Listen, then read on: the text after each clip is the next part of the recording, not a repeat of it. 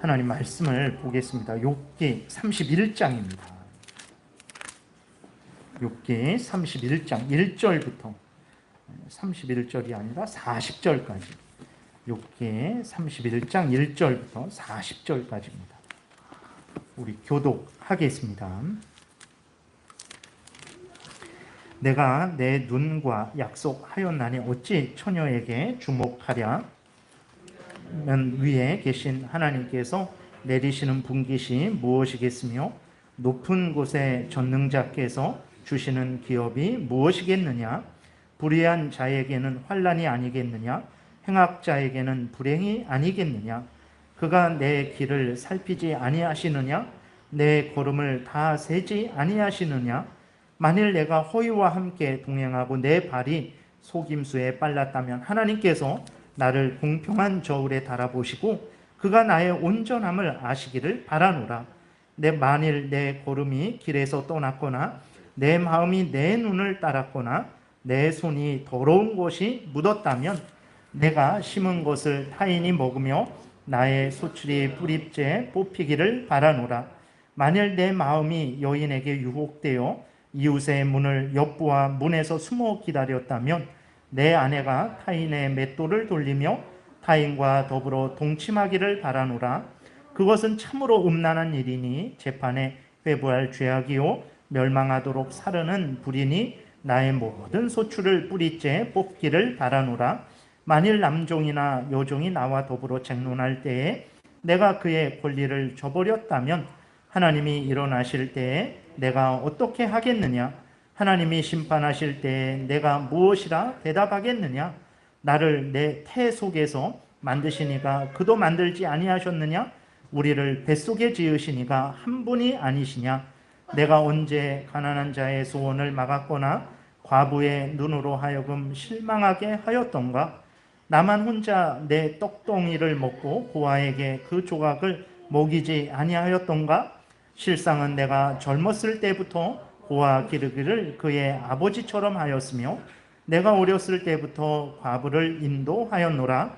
만일 내가 사람이 의복이 없이 죽어가는 것이나 가난한 자가 덮을 것이 없는 것을 못 본 채 했다면 만일 나의 양털로 그의 몸을 따뜻하게 입혀서 그의 허리가 나를 위하여 복을 빌게 하지 아니하였다면 만일 나를 도와주는 자가 성문에 있음을 보고 내가 주먹을 들어 고아를 향해 휘둘렀다면 내 팔이 어깨뼈에서 떨어지고 내 팔뼈가 그 자리에서 부스러지기를 바라노라.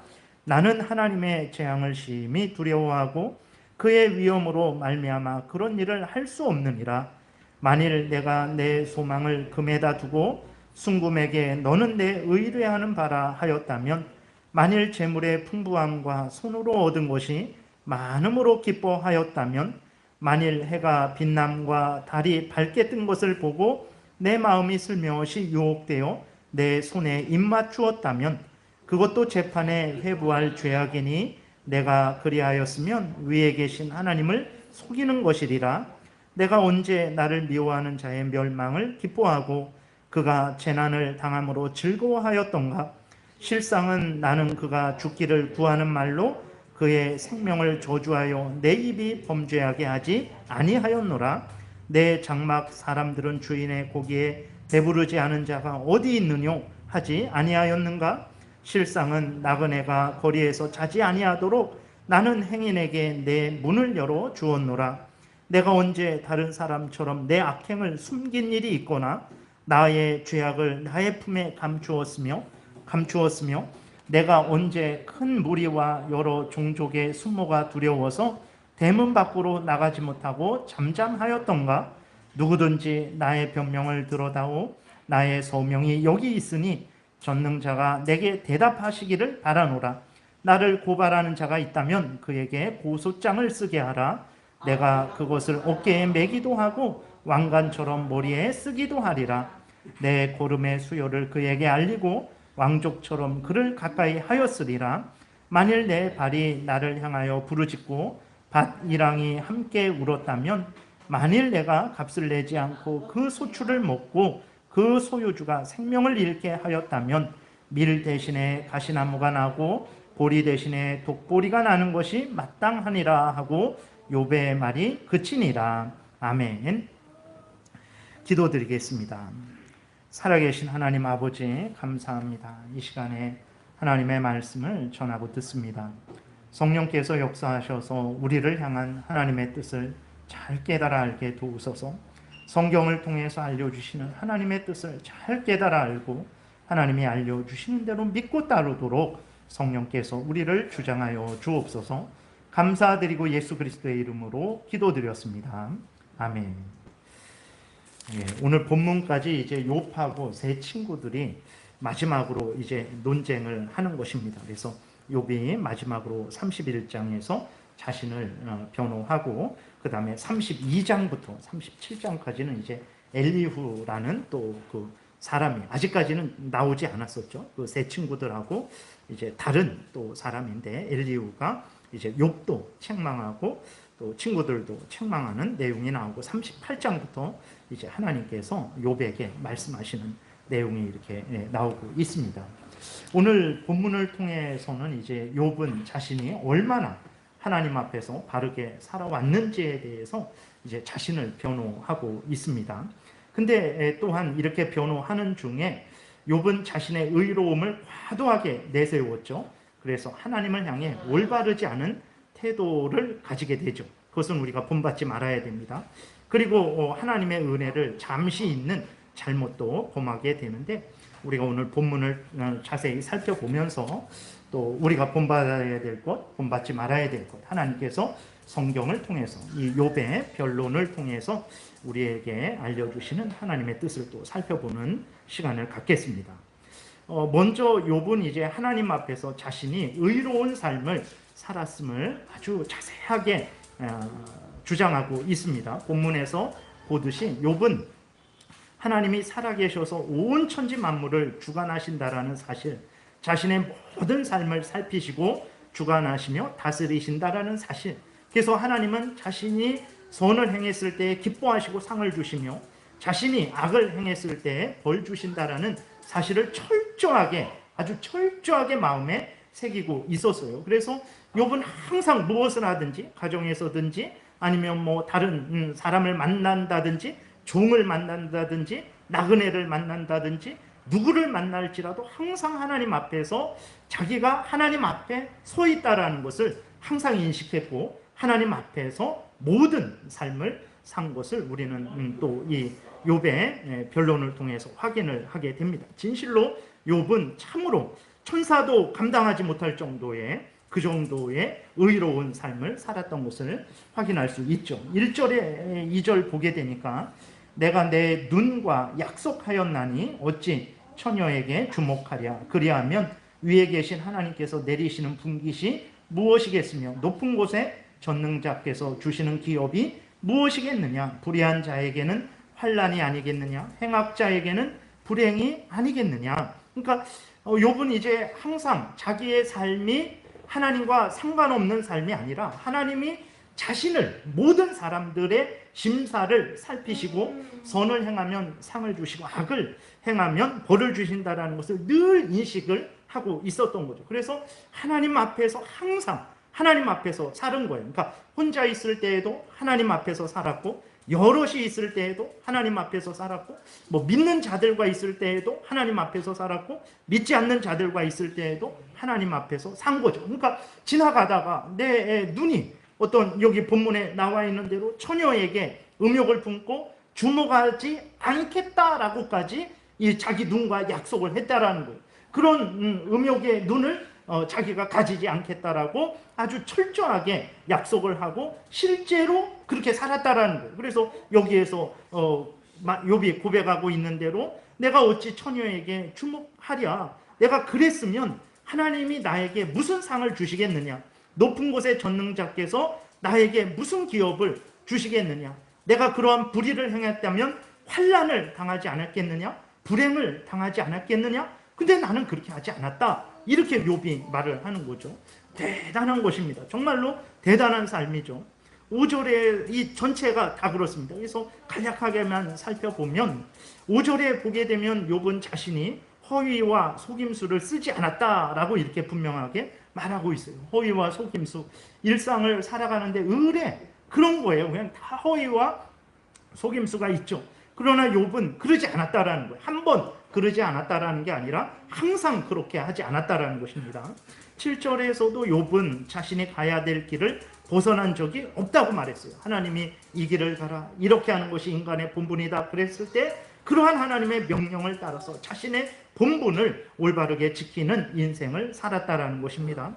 9절에서도 자신의 마음이 여인에게 유혹되어 이웃의 문을 엿보지 않았다, 숨어서 기다리지 않았다라고 이렇게 말을 합니다. 그 밑에 보게 되면 만약에 하나님이 그걸 다 아실 텐데 그랬다면 하나님이 나에게 어떤 형벌을 주시겠느냐, 나는 그것이 두렵다. 그러니까 매 맞을 거 걱정해서 그러는 게 아닙니다. 매 맞을까 봐 걱정해서 죄 짓지 말아야지, 물론 그것도 있지만 하나님이 살아계시고 의로우신 하나님이시고 자신은 하나님의 자녀고 하나님은 자신의 하나님이고 자신의 아버지 되시기 때문에 내가 어찌 하나님 앞에서 그런 삶을 살겠느냐. 그러니까 노예로서, 종으로서 매맞을까봐, 돈을 빼앗길까봐, 건강을 빼앗길까봐, 이 세상에서 망할까봐 두려워서 범죄하지 말아야 되겠다, 이런 마음이 아니라 나의 아버지 되신 하나님, 내가 경외하는 하나님의 뜻이 올바르게 살아가는 건데 내가 어떻게 살아계신 하나님, 나의 하나님의 뜻을 어기고 그런 범죄를 하겠는가, 이런 마음과 태도로 욥이 산 거예요. 그러니까 항상 읽었지만 그 밑에 보게 되면 항상 하나님을 인식했어요. 하나님의 어떤 마음과 태도, 어떤 마음을 가지시고 또 어떻게 행하실까를 늘 인식하면서 모든 삶을 살았던 거죠. 13절에서도 보게 되면 욥은 자신이 남종이나 여종인데 그 남종과 여종이 자신을 향해 지금 대들고 있는 거예요. 막 따지고 있는 거겠죠. 뭐 왜 일을 많이 시킵니까? 왜 합당한 삭슬 주지 않습니까? 욥은 이를 그렇게 상황을 봤을 때 과도하게 시키지도 않았던 것 같고 또 아주 박하게 일한 값을 준 것도 아닌 것 같아요. 그런데도 이제 남종이나 여종이 욥을 향해서 논쟁을 하죠. 그런데도 욥은 그들의 권리를 챙겼어요. 하나님이 나를 만드셨고 내 종이고 내 남종이고 내 여종이지만 하나님이 그들도 만드시지 않았느냐. 내가 근데 어떻게 내 종이라고 그들을 박대하고 함부로 홀대하고 그들의 권리를 내가 무시할 수 있겠느냐. 나는 그러지 않았다, 이렇게 말을 하죠. 그리고 14절부터 보게 되면 젊었을 때부터 욥이 고아와 과부를 인도했다라고 이렇게 말을 하고 있습니다. 그 다음에 또 보게 되면 이제 16절부터도 가난한 자의 소원, 오늘날의 가난한 자의 소원 들어주지도 않죠. 뭐 이렇게 정말 어디 뭐 사법부나 행정부나 뭐 이런 데 보게 되면 힘 있는 자가 한마디 하면 그냥 모든 사람들이 긴장해서 움직이지만 가난한 자들, 힘없는 자들이 아무리 소리를 질러도 움직이지 않죠. 근데 욥은 가난한 자의 소원을 막지 않았어요. 그들의 소리에 귀를 기울이고 그들의 소원을 들어주는 그런 삶을 산 거죠. 과부의 눈으로 하여금 실망하게 하지 않았다라는 거죠. 그러니까 과부에게 마땅히 도와야 될 그런 일들을 도운 거예요. 자기만 먹지 않았습니다. 그 많은 것들을 이제 나누어 준 거죠. 그러니까 옷이 없는 사람에게 또 그 옷을 주었고, 아무튼 이렇게 놀라운 일들을 했어요. 21절에서는 보게 되면 세상에 든든한 배경을 믿고 함부로 행하는 사람이 많죠. 그런데 욥은 절대 그러지 않았다라고 그렇게 고백을 하고 있습니다. 24절에서 욥은 재물을 의지하지 않았다라고 말을 합니다. 오늘날에 정말 이렇게 그 모든 것들이 돈인데 돈 중심으로 움직이죠. 돈이 많으면 힘이 있는 거죠. 그 돈이 없는 사람들은 그 돈의 힘을 모르죠. 그러나 돈의 힘을 한번 맛본 사람들은 그 돈이 얼마나 대단한지 진짜 신이라고 할 정도로 그렇게 돈의 힘이 있죠. 그런데도 욥은 돈이 많은 사람입니다. 그것이 얼마나 큰 힘을 발휘하고 큰 기쁨을 주는지 아는 사람임에도 불구하고 재물을 의지하지 않았다, 이렇게 말을 하고 있어요. 심지어 25절에서는 재물이 많은 것을 보고 기뻐하지 않았다 말을 합니다. 그럼 우리가 뭐 소득이 늘어나는 거 보고 뭐 울어야 되냐, 그런 게 아니라 그런 것들의 마음을 빼앗기지 않았다라는 거예요. 인간인지라 뭐 기뻤겠죠. 그러나 그것이 이제 누가복음에 나오는 12장 13장에 나오는 그 부자처럼 내가 이제 창고에 다 가득 채웠으니까 이제는 내가 놀고 먹으면 되겠다. 이렇게 창고에 가득한데 이제는 뭐 안심하면 되지. 그런 어리석은 생각을 하지 않았다라는 것입니다. 26절에서도 우상숭배에 빠지지 않았다고 말하죠. 30절에서도 원수일지라도 함부로 저주하지 않았대요. 아, 저 원수 다행이다. 이제 그냥 아주 그냥 일어나지 말고 저기서 죽어버렸으면 좋겠다. 이렇게 하지 않았다고 말을 합니다. 어떻게 했겠습니까? 그를 위해서 기도하고 그가 회복되기를 바랐겠죠. 31절에 모든 사람들에게 선을 베풀었음을 또 욥이 이렇게 말을 하고 있어요. 그러니까 매 절마다 자신이 하나님을 항상 인식하면서 하나님 앞에서 올바른 삶을 산 것을 고백을 하고 있어요. 이것은 거짓말이 아닙니다. 그러니까 실제적으로 욥이 이런 마음과 태도로 삶을 산 거예요. 대단한 욥이죠. 앞에서 말씀드린 대로 진짜 뭐 천사가 와도 이렇게 살 수 있을까 할 정도로 욥이 의로운 삶을 사는 거예요. 오늘날 우리가 힘을 다해서 본받아야 됩니다. 오늘날 그리스도인들이 참 진리 때문에 오직 우리 구주 예수 그리스도가 구원자십니다. 오직 하나님만이 참된 하나님이십니다. 라는 것 때문에 욕을 먹으면 어쩔 수 없는 거예요. 그것은 어쩔 수 없습니다. 성경이 말하는 내용이니까. 그런데 그리스도인이 세상 사람보다 더 탐욕스럽고 그리스도인이 세상 일반 불신자들보다 더 냉정하고 더 완악하고 더 바르지 못한 것으로 욕먹는 것은 정말 우리들의 잘못입니다. 그것은 본받아야 돼요. 욥을 보세요. 욥이 정말 이러한 삶을 살았습니다. 우리도 정말 하나님 앞에서 올바른 삶을 살기 위해서 애쓰고 힘써야 되겠습니다. 그러나 욥이 이렇게 올바른 삶을 살았지만 욥이 이제 그 자신의 의로운 삶을 변호하다가 자신의 분수를 이제 넘어가 버립니다. 하나님 앞에서 자신을 교만하게 드러내죠. 35절부터 보게 되면 욥은 자신의 무죄함과 의로움을 주장할 때 정도를 넘어서죠. 사람들 앞에서 심지어 하나님 앞에서 자신은 아무런 죄가 없는 자이고 자신은 온전히 의로운 자라 주장하며 하나님을 향해서 악한 말을 서슴없이 해요. 이것은 잘못입니다. 35절, 36절에 보게 되니까 누구든지 나의 변명을 들어다오 나의 서명이 여기 있으니 전능자가 내게 대답하시기를 바라노라. 나를 고발하는 자가 있다면 그에게 고소장을 쓰게 하라. 내가 그것을 어깨에 매기도 하고 왕관처럼 머리에 쓰기도 하리라. 무슨 말이냐면 사람들을 향해서 말하는 거죠. 누구든지 나의 잘못을 드러낼 자신이 있으면 한번 드러내보라. 아무리 찾아도 나의 잘못을 찾을 수 없을 것이다. 너희들이 하나님께 고소해보라. 나는 의로운 사람이다. 무죄한 사람이다. 이제 아무리 하나님께 고소할지라도 나의 잘못을 찾을 수 없을 것이다. 뭐 이런 차원의 내용이죠. 이것은 또 하나님을 향해서도 자신의 의로움을 주장하는 거죠. 하나님도 저에게 불의를 찾지 못하실 것입니다. 사람들의 고소를 한번 들으시고 저를 책잡아 보세요. 하나님도 저를 책잡을 수 없을 것입니다. 그런데도 하나님이 저에게 이러한 재앙을 내리신 것입니다. 하나님, 제가 무엇을 잘못했습니까? 저는 의로운 사람입니다. 의로운 삶을 살지 않았습니까? 근데 왜 하나님이 저에게 재앙을 내리시고 이 재앙을 거두지 않으십니까? 라고 이제 욥이 하나님께도 이제 따져 묻는 거죠. 물론 욥의 사정을 이해 못하는 바는 아닙니다. 모든 재산을 이제 약탈당했고 또 10명의 아들, 딸들이 한순간에 생명을 잃었고 또 자신도 그 심각한 질병으로 말미암아서 이제 건강이 악화되었고 또 수많은 사람들의 조롱을 악인들, 아주 비루한 자들, 그 악한 자들, 하나님을 대적하는 자들로부터도 그렇게 조롱과 멸시를 당하고 있는 그런 상황이죠. 근데 그러한 어떤 재앙을 당할 만한 일을 하고 당한다면 욥도 이렇게 말을 못할 거예요. 그러나 자기가 고백한 대로 욥은 정말로 모든 삶을 심지어 종을 대할 때에도 고아를 대할 때에도 과부를 대할 때에도 원수를 대할 때에도 하나님 앞에서 하나님의 말씀을 따라서 대하는 삶을 살았는데 자기에게 이런 재앙이 내린 거죠. 그러니까 자기를 변호하다가 이제 속에서 분이 난 거죠. 하나님한테도 분이 난 거예요. 그러니까 친구들한테도 그러고 자기를 의심하는 그 주변 사람들에게도 화가 난 것이고, 이렇게 의롭게 살았는데도 이제 재앙을 내려주신 하나님에게도 화가 난 거예요. 그래서 사람들에게도 한번 너희들 나의 잘못을 찾아봐라. 그리고 하나님에게도 하나님도 한번 저의 잘못을 찾아보세요. 제가 무엇을 잘못했습니까? 의로운 하나님이 한번 대답해 보세요. 라고 하면서 이제 정말 자신의 분수를 넘어가게 된 거죠. 욥의 사정을 이해 못하는 바는 아니지만 그것은 잘못입니다. 하나님이 기뻐하시지 않는 마음과 태도죠.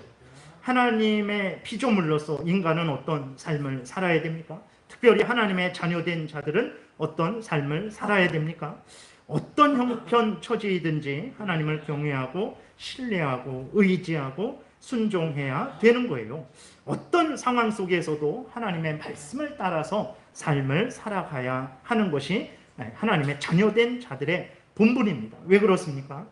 하나님이 어떤 분이십니까? 지혜로우시고 의로우시고 공의로우시고 모든 인간들의 생사화복을 주관하시고 다스리시며 그 모든 행한 대로 갚으시는 하나님이시죠. 그렇기 때문에 하나님이 어떤 말씀을 하셨고 어떤 일을 행하셨다면 그 말씀도 그 일도 지혜롭고 의롭고 공의롭고 실수가 없는 말씀이고 실수가 없는 행동인 것입니다. 그렇기 때문에 하나님이 욥의 사정을 모르시고 욥이 의로운 삶을 사는 것을 모르시고 실수로 욥에게 재앙을 주신 것이 아니에요. 모든 것을 아시는 하나님께서 하나님의 뜻 가운데 욥에게 그 재앙을 주신 것이죠. 그러니까 욥은 억울할 수 있죠. 내가 어떻게 살았는데 이러한 재앙을 주십니까? 내가 말씀드리지 않았습니까? 저는 이런 삶을 살았습니다.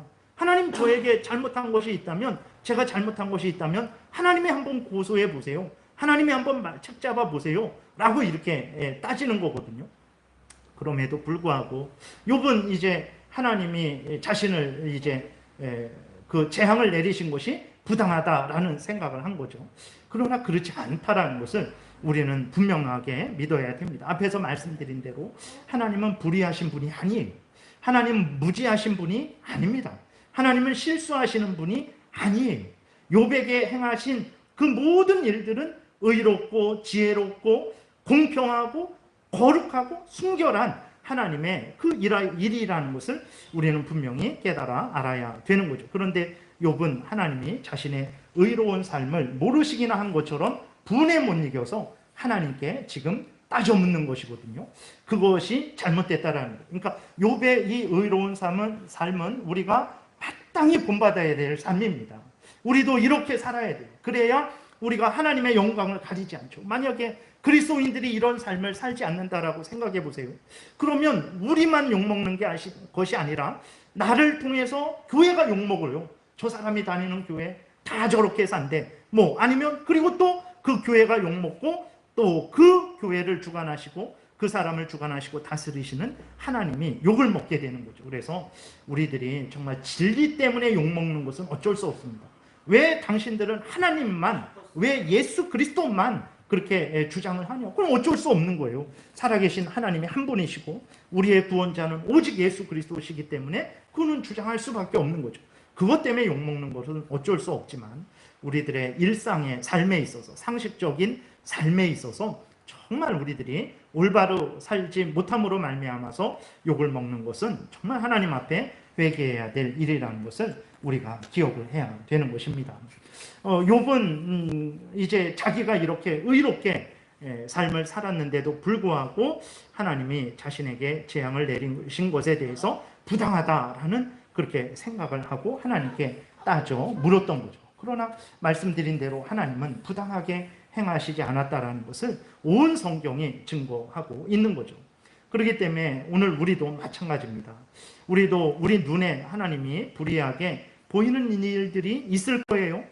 그러나 우리가 분명히 알아야 될 것은 그 순간에도 결코 하나님은 불의하시지 않고 불의한 일을 행하시지 않으신다라는 사실입니다. 그러므로 하나님이 우리를 인도하실 때 마치 욥과 같은 형편사정으로 혹시라도 인도하실지라도 우리는 하나님을 의심하고 불신하고 원망해서는 안 되는 거예요. 그것은 그럴 수 없습니다. 하나님은 우리를 사랑하시는 하나님이시고 또 우리가 보기에 절망적인 일들을 가지고도 선을 이루실 수 있는 분이시고 우리를 향한 하나님의 뜻은 재앙이 아니고 평안이고 장래에 소망을 주시는 그 뜻이기 때문에 우리는 어떤 형편 처지이든지 끝까지 하나님을 굳게 믿고 신뢰하고 하나님을 의지해야 되는 것입니다. 여러분, 사탄 마귀의 유혹의 목적이 무엇이겠습니까? 우리로 가룟 유다처럼 행하게 하는 것이 그것만이 사탄 마귀의 목적이겠습니까? 물론 그것도 사탄 마귀의 목적이죠. 그러나 그것만이 사탄 마귀의 목적이 아니에요. 우리로 하나님을 의심하게 하고 하나님을 가까이 하지 못하게 하고 하나님과 멀어지게 하고 하나님을 의지하되 전적으로 의지하지 못하게 하고 하나님의 말씀을 따라 살아가되 전적으로 하나님 말씀 따라 살아가지 못하게 하는 것도 사탄 마귀의 유혹의 목적이라는 것을 우리가 분명히 깨달아야 됩니다. 큰 댐이 무너질 때 정말 그 댐 전체가 한 번에 무너져서 물이 다 쏟아져 내리는 경우도 있지만 작은 틈이 점점 벌어져서 그 댐 전체가 무너지는 일도 있지 않습니까? 마찬가지예요. 우리들이 하나님을 부인하지는 않지만 속으로 마음 한켠에 하나님은 불공평한 것 같다. 하나님은 나의 사정을, 형편 사정을 모르는 것 같다. 하나님은 나를 사랑하지 않는 것 같다. 이러한 하나님에 대한 의심과 불신이 싹트게 된다면 금세 그것은 우리 마음 전체를 지배하게 될 것이고 결국은 우리로 하여금 하나님을 의심하고 나아가 불신하고 하나님과 멀어지게 할 것입니다. 그것이 바로 사탄 마귀의 유혹인 거죠. 그렇기 때문에 욥이 의로운 삶을 살았을지라도 이렇게 하나님에 대해서 불평하고 원망하는 것은 그것은 잘못된 거죠. 우리도 그것이 우리 인간인지라 처음에는 우리도 원망하고 불평하죠. 그리고 견디다가 또 못 견딜 때는 원망하고 불평할 수 있습니다. 그러나 한번 그리고 빨리 우리는 다시 하나님께로 돌아와야 되는 것입니다. 하나님을 여전히 신뢰하고 의지하는 것이 우리의 본분이라는 것을 우리가 잊지 말아야 됩니다. 그래서 하나님은 우리가 절박함 속에서 하나님께 기도할 때에도 어떻게 기도하라고 하셨냐면 항상 하나님을 경외하는 가운데 신뢰하는 가운데 감사함으로 기도할 것을 명령하셨어요. 빌립보서 4장 6절부터 보게 되니까 아무것도 염려하지 말고 다만 모든 일에 기도와 간구로 너희 구할 것을 감사함으로 하나님께 아뢰라. 그리하면 모든 지각에 뛰어난 하나님의 평강이 그리스도 예수 안에서 너희 마음과 생각을 지키시리라. 끝으로 형제들아 무엇에든지 참되며 무엇에든지 경건하며 무엇에든지 오르며 무엇에든지 정결하며 무엇에든지 사랑받을 만하며 무엇에든지 칭찬받을 만하며 무슨 덕이 있든지 무슨 기름이 있든지 이것들을 생각하라. 너희는 내게 배우고 받고 듣고 본 바를 행하라. 그리하면 평강의 하나님이 너희와 함께 계시리라. 이렇게 하나님이 말씀을 하셨습니다. 그러므로 우리는 어떤 형편 처지이든지 하나님을 신뢰하고 하나님을 의지하고 하나님께 감사하며 하나님과 동행하는 삶을 살아야 되는 거예요. 그러니까 욥이 모든 삶을 잘 살았지만 한순간에 마지막에 자신을 변호할 때에 하나님 앞에서 불평하고 원망한 것은 잘못된 일이라는 것을 우리가 분명히 깨닫고 본받지는 말아야 됩니다. 다음으로 욥의 잘못은 또 무엇이냐면 자신의 의로움을 주장하다가 자신의 의로움의 근원에 대해서 망각하는 잘못을 범한 것이죠. 욥이 모든 사람들 앞에서 또 하나님 앞에서 자신은 의로운 삶을 살았다고 고백을 했는데 정말로 이렇게 의로운 삶을 살았어요. 그런데 이렇게 의로운 삶을 살 수 있었던 힘과 지혜, 하나님을 사랑하는 것, 이웃을 사랑하는 것, 세상의 명예와 권세와 물질에 육신의 정욕의 마음을 빼앗기지 않는 것, 이 모든 그러한 선한 동기와 힘은 어디에서 난 것입니까? 그것은 하나님이 욥에게 주신 은혜 때문에 그러죠. 하나님이 욥에게 주신 선물들로 인한 것입니다. 하나님이 욥에게 수많은 가축들, 명예, 권세, 10명의 자식들만 주신 것이 아닙니다. 하나님은 욥에게 하나님을 경외하는 마음과 하나님의 뜻대로 살고자 하는 마음과 또 하나님의 뜻대로 살아가는 데 필요한 모든 것들을 하나님이 욥에게 제공해 주신 거예요. 그러니까 재앙 이전에 오늘 본문을 통해서 욥이 얼마나 의롭게 천사도 이렇게 살까? 라고 할 정도의 의로운 삶을 산 것은 누구에 의해서 이런 의로운 삶을 산 것이냐면 욥이 살았지만 하나님이 주신 은혜를 받아서 욥이 이렇게 의로운 삶을 산 거예요. 이것을 우리가 분명히 알아야 되는 거죠. 재앙 이후도 마찬가지입니다. 재앙 이후에도 욥이 세 친구들과는 달리 하나님의 절대 주권을 깨달아 알았어요. 그리고 욥은 하나님을 끝까지 의지했습니다. 이 모든 것들이 하나님이 주신 것이다. 하나님이 복을 주셨다가 나에게서 복을 거두어 가신 것이다. 하나님이 복만 주신 것이 아니라 나에게 재앙도 주신 것이다. 이 모든 일들은 하나님이 하신 일이다. 이 모든 일들의 해결은 오직 하나님만이 하실 수 있다. 그래서 욥은 끝까지 하나님을 의지했던 거예요. 그러니까 욥의 친구들은 잘못 진단한 거죠. 그 내용은 맞지만 그러나 그 진단의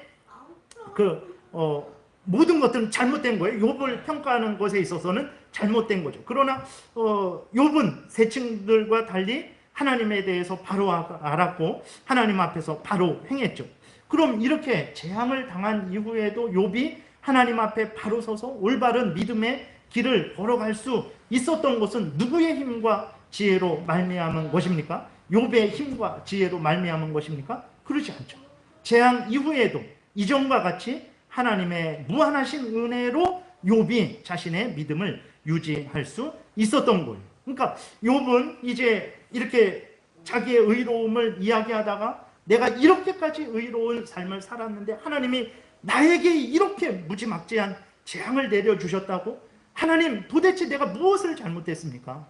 한번 저를 책잡아 보세요. 너희들도 나를 조롱하고 그러는데 나에 대해서 한번 고소해봐라. 하나님께 고소해봐라. 너희들이 내 고소할 거리를 찾는다면 내가 그 고소거리를 왕관으로 삼고 뭐 이렇게 돌아다니겠다라고 이렇게까지 분이 나서 말을 한 것이거든요. 그러니까 욥은 이제 자신의 의로운 삶에 대한 하나님의 적절한 보상이 없는 것으로 인해서 이제 하나님께 화를 낸 거예요. 그러면 진짜 하나님의 보상이 없었겠습니까?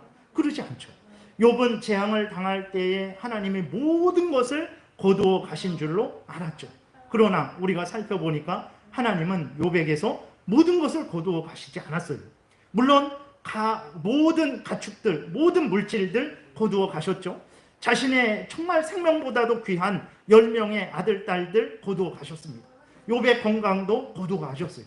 그러나 그것만 거두어 가셨어요.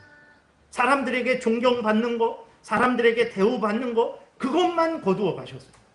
하나님에 대한 믿음과 하나님에 대한 올바른 지식과 정말 하나님을 신뢰하는 마음과 바른 하나님의 진리 가운데 걸어가는 그 모든 것들은 정말 욥에게 없어서는 안 되는 그것들은 하나님은 거두어 가시지 않았어요. 그러니까 욥은 하나님이 자기가 이렇게 의롭게 살았는데도 모든 것을 거두어 가셨다고 생각하고 하나님을 향해서 분을 발했는데 알고 보니까 하나님은 모든 것을 거두어 가시지 않았죠. 하나님은 재앙 이후에도 욥과 동행하면서 욥에게 지혜와 힘과 깨달음과 모든 것들을 다 채워주고 계셨던 거예요. 그러니까 하나님은 이런 하나님이라는 거죠. 근데 이러한 하나님의 은혜로 말미암아 재앙 이전에도 욥이 의롭게 산 것이고 재앙 이후에도 욥이 올바르게 의롭게 살아가고 있었는데 너무 재앙이 힘들고 어려우니까 이런 것에 대해서 욥이 깨닫지 못했던 거죠. 그래서 욥은 이제 하나님을 향해서 원망하고 불평했던 것입니다. 재앙으로 인해 지치고 고단해진 욥이 자신의 의로운 삶이 이제 자신의 것으로 착각을 한 거예요. 물론 자신의 의로운 삶을 산 거죠. 그러나 하나님이 은혜 주셔서 의로운 삶을 산 거예요.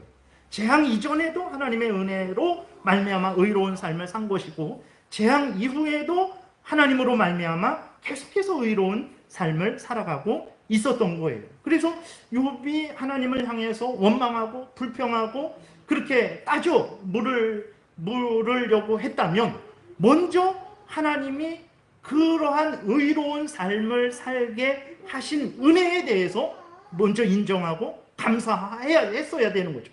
그것을 욥이 깨달았다면 하나님 앞에서 이렇게 따져 묻지는 못했을 거예요. 하나님 한번 말씀해 보세요. 하나님이 답변해 보세요. 제가 이런 삶을 살았습니다.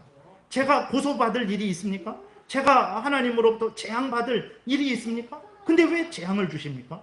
왜 저에게 이런 재앙을 주십니까? 하나님이 이제는 전능자 하나님께서 답변해 보세요. 이런 식으로 이제 욥이 자기를 의롭게 하나님 앞에서 하나님이 잘못했고 자기는 의롭다라는 그러한 주장을 하는 것이거든요. 그러나 자기가 의롭게 산 그것이 하나님의 은혜였다라는 것을 깨달아 알았다면 이렇게 못했을 거죠. 그러나 이러한 실수는 욥만 하는 것이 아니죠. 아담의 모든 타락한 후손들이 이러한 잘못을 합니다. 그리스도인들도 여전히 같은 잘못을 하죠. 그리스도인들 중에서 자신의 생명, 자신의 지혜, 능력, 인생의 모든 과정들, 또 자신이 모은 물질들, 자신이 얻은 지식들, 자신이 누린 지위들, 권세들, 그 모든 것들이 하나님이 주신 것이라는 것을 철저하게 깨닫고 고백하는 그리스도인들이 얼마나 되겠습니까?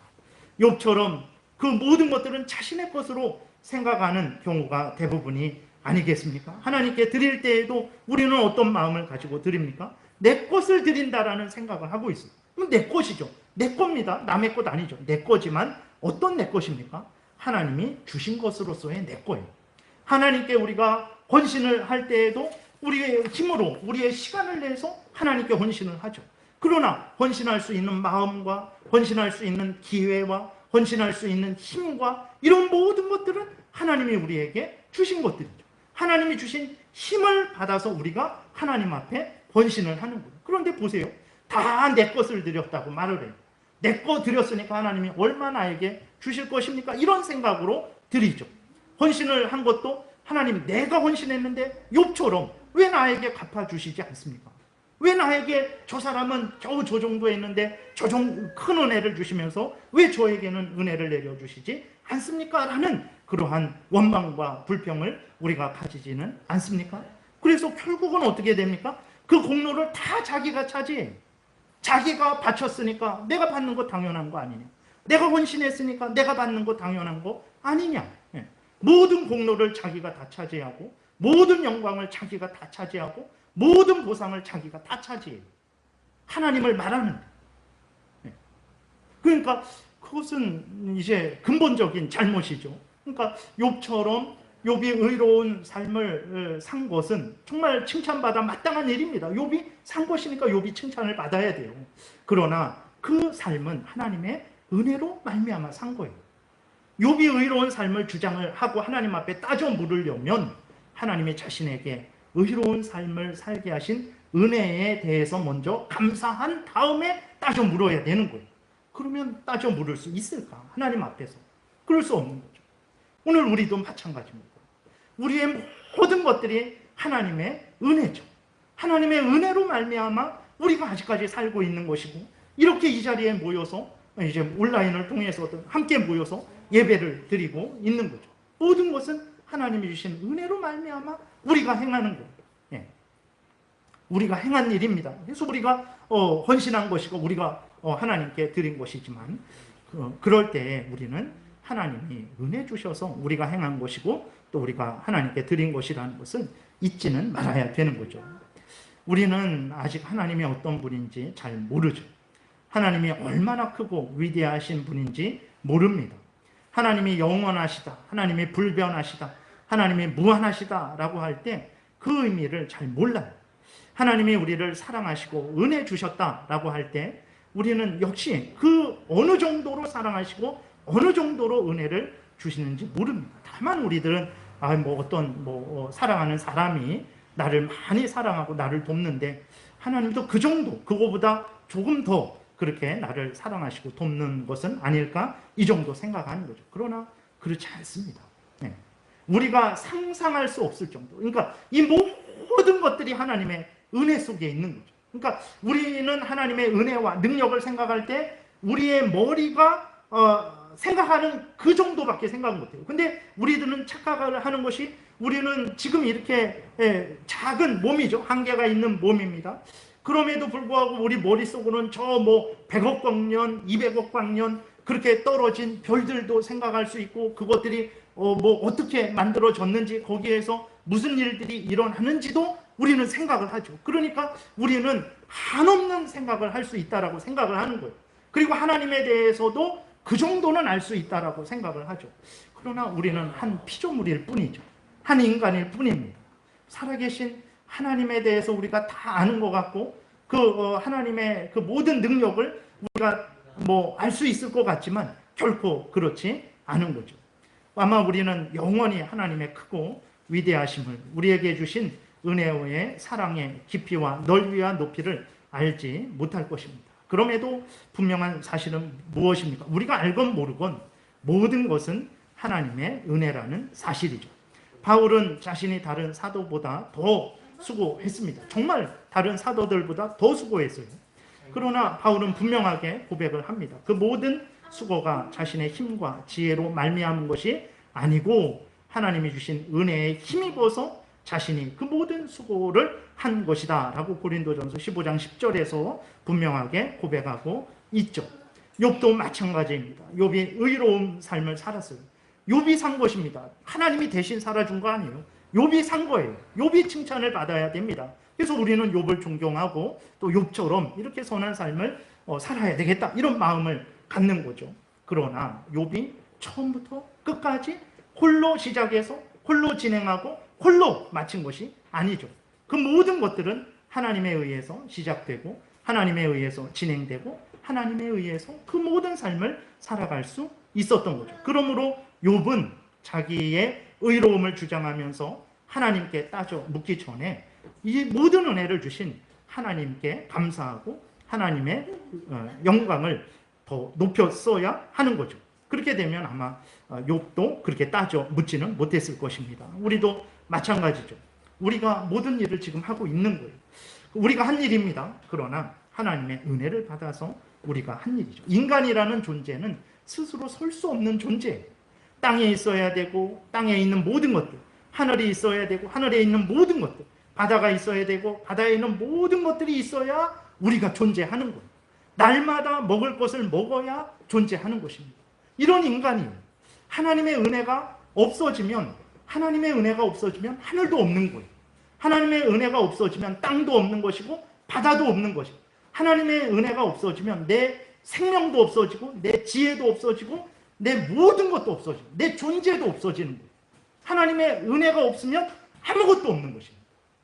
내가 있다라는 이 자체는 모든 하나님의 은혜가 나에게 부어지고 있다라는 거죠.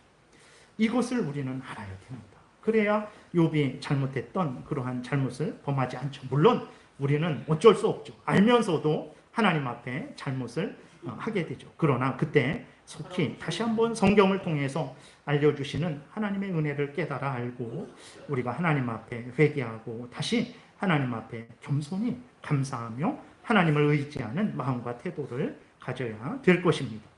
말씀을 정리합니다. 우리는 하나님 앞에서 하나님의 명령을 온전히 준행하는 의로운 삶을 살아야 됩니다. 우리들로 인해서 우리 자신이 또 영광받고 또 그리스도인들이 칭찬받고 교회가 칭찬받고 하나님께서 높임을 받는다라는 것을 기억하고 우리들은 정말 모든 일상의 삶을 살아가는 동안에 항상 하나님이 함께 하신다, 하나님이 살펴보고 계신다라는 이 분명한 인식을 가지고 하나님 앞에서 모든 삶을 살아야 되는 것입니다. 그리고 또 우리들이 삶을 살아가다가 모든 것을 다 빼앗겼다고 느껴지는 그 순간에도 우리에게는 한도 끝도 없는 하나님의 은혜가 계속 부어지고 있다는 이 사실을 잊지 말아야 됩니다. 그러니까 이제는 끝났다, 이제는 죽는 일밖에 남아있지 않다라고 하는 그 순간일지라도 우리에게는 하나님의 정말 상상할 수 없는, 그러니까 우리들은 내가 다 알고 있다라는 교만한 마음 때문에 하나님의 은혜는 없다라고 하지만 그렇지 않습니다. 그러니까 하나님의 은혜가 없으면 하늘과 땅과 바다도 없는 것이고 나 존재 자체도 없는 거예요.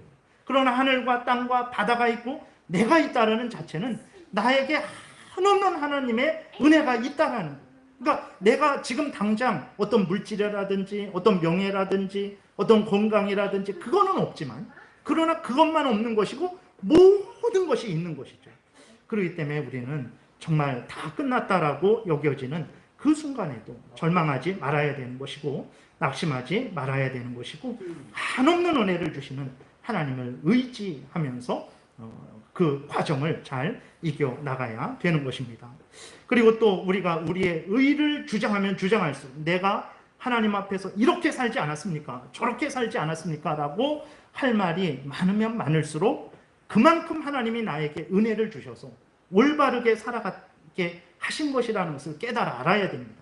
그러니까 우리들은 할 말이 많을수록 하나님께 더 불평하고 원망을 하는데 그래서는 안 되고, 내가 할 말이 많다라는 것은 그만큼 하나님이 나에게 은혜를 주셔서 바르게 인도하셨다라는 거예요.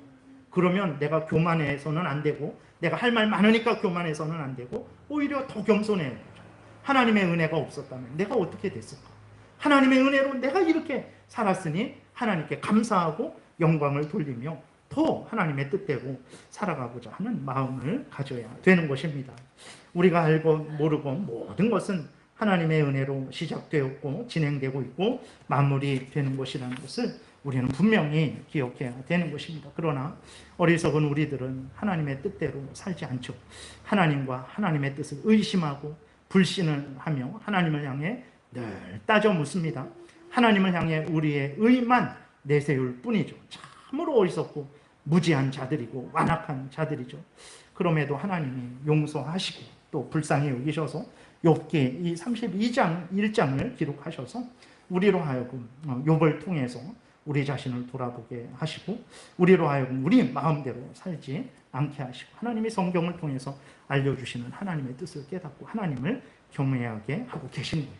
하나님이 이런 하나님, 그러니까 하나님은 정말로 우리가 이렇게 측량할 수 없는 그 은혜와 사랑의 깊이와 넓이와 높이를 결코 측량할 수 없는, 영원히 누려도 다 누리지 못하는 그런 은혜와 사랑으로 우리를 인도하시고 지키시고 돌보시는 분이십니다.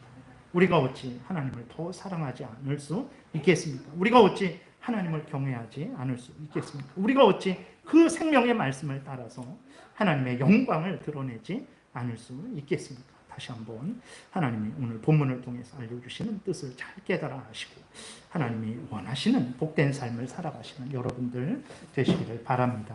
기도드리겠습니다. 살아계신 하나님 아버지 감사합니다. 참 우리들은 어리석어서 우리들에게 좋은 일이 있으면 좋아하고 감사하는데 어려운 일이 있으면 불평하고 원망하고 하나님께 따져 묻습니다. 좋을 때에도 하나님의 크신 은혜가 가득한 것이고 나쁠 때에도 하나님의 크신 은혜가 가득하다라는 것을 잊지 말게 도우소서. 좋은 것이 유지되는 것도 하나님의 은혜로 말미암는 것이고 나쁜 일이 해결되는 것도 하나님의 은혜로 말미암는 것입니다. 우리가 어디 가서 무엇으로 해결을 할 수 있겠습니까? 좋을 때도 하나님을 의지하게 도우시고 어렵고 힘들 때도 여전히 한결같이 하나님을 의지하게 도우소서. 반드시 하나님께서 도우시고 지키시며 보호하시고 인도하실 줄을 믿습니다. 감사드리고 예수 그리스도의 이름으로 기도드렸습니다. 아멘.